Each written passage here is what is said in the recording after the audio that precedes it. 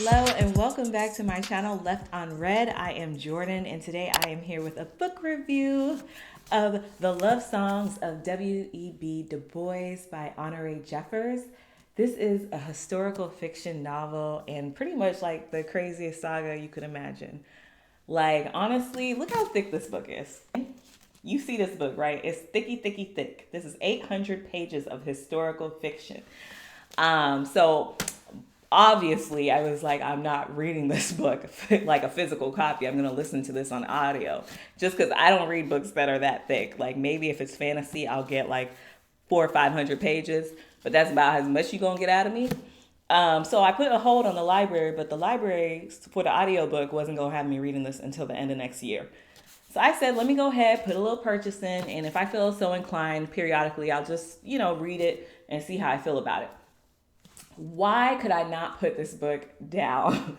I finished all 800 pages of this in freaking 3 sittings. Like 3 sittings, 800 pages of this, and I was obsessed. Like, I haven't even gotten to what the book is about, but the book is just inherently black. Like, honestly, when you hear the title, The Love Songs of W.E.B. Du Bois, I don't know about y'all, but for me, I was thinking, is this going to be like a romance? Like, what? I didn't really know what it was going to be about. And then when I read about it, I was like, wow, this is historical fiction. Okay. This is like an epic saga is how it's described of the main character, Ailey's life. And it's kind of like feminist literature and all this other stuff. But the book, it's really following this main character named Ailey, who we're watching her grow up from childhood all the way to adulthood. But before we even get into her story, we're getting into the story of her ancestors. And literally, the book jumps back and forth between Ailey's adolescence to growing up to all of that to chronicling her ancestors and their journey to kind of be that merger to who she has become. And it's crazy because you're getting to know her ancestors at the same time you're getting to know her and her immediate family.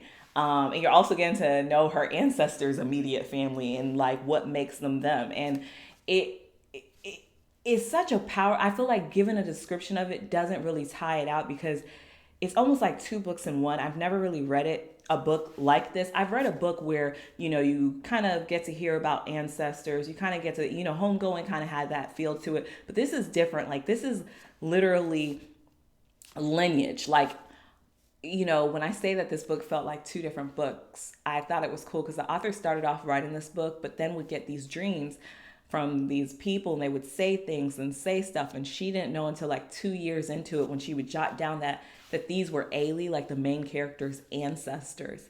So I thought that was just so interesting. I just thought that uncovering was so like almost spiritual in a way, because that's what it feels like when you're introduced and hearing from these different characters.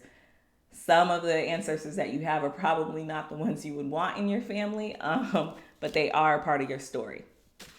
Because it's like a lineage of so many different people that make Ailey.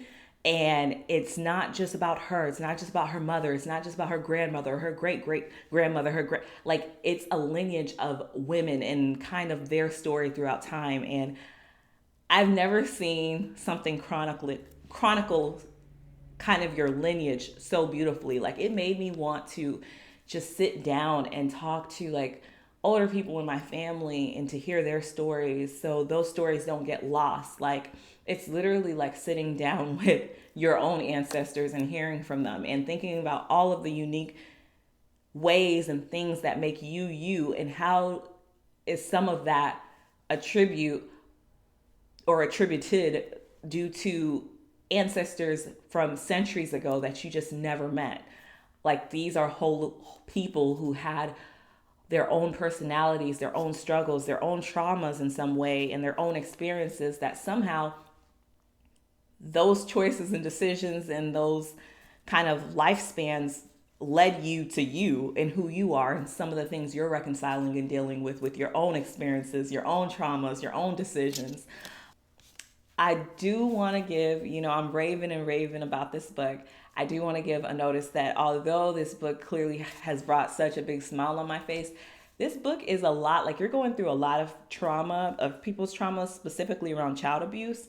And child sexual abuse also is included in here, but it wasn't done in a way that was like trauma porn or anything of that nature. I think it was holistically kind of almost healing in a way, almost showing the truth of people's holistic stories and how that kind of impacts them throughout. But it is a trigger, like, a trigger warning for you to be aware, because I had no idea that there was so much child abuse in the book. I reflected at so many moments, but this book really touched me. Like, it inspired me to record a actual review, which y'all know I haven't done in a while. And I said I wasn't going to rate books, but this is 5 stars. Like, I loved every minute of this. And some of the characters, their stories are definitely going to stay with you. It's been a week since I've read it, and I think about it every day, multiple times a day, and some of the characters. But the book, when I say it's inherently Black, like, if you have, I don't know, in school or whatever, in college, whatever the case, there's always that W.E.B. Du Bois versus Booker T. Washington and all this other conversation. And I don't know, I just think of Du Bois as being inherently a table topic amongst Black people. And what's so cool about this book is every chapter or section is opened with a love song, so to speak, but a quote from W.E.B. Du Bois. And it kind of gives you a prelude or a prelude to what you're about to be reading about. And that is so poetic in itself. I loved how the author did that. Okay, so there's one line that I really liked in the book that kind of sums like some of the emotions I went through reading this. And it was like, if Lydia's life was a song, it would be the blues. And I know that seems so like whatever, but as she goes into it and she describes it, and Lydia's life was literally like the blues.